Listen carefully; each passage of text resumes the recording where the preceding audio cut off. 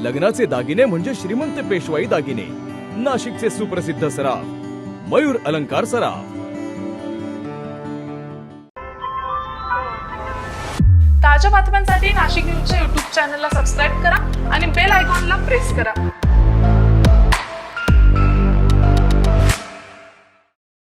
मुंबई आग्रा राष्ट्रीय महामार्गावर आज सकाळी झालेल्या खासगी बसच्या भीषण अपघातामध्ये अवघ्या 3 महिन्याच्या बालकाचा जागीच मृत्यू झाला असून ही घटना चांदवड शहरातील हॉटेल निकिता परिसरात घडली आहे।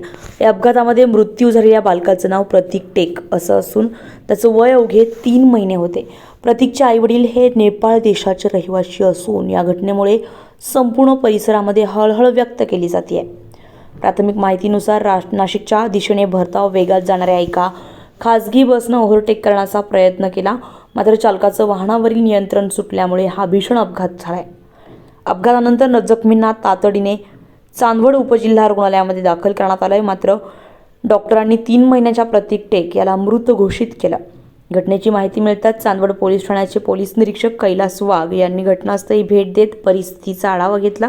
पोलिसांनी घटनास्थळी पंचनामा केला असून संबंधित खासगी बस चालकाविरोधात गुन्हा दाखल करण्यात आलाय, तर पुढील तपास सुरू आहे। Bureau report, Nashik news, Nashik. ताज्या बातम्यांसाठी नाशिक न्यूजच्या YouTube चॅनलला सबस्क्राईब करा आणि बेल आयकॉनला प्रेस करा।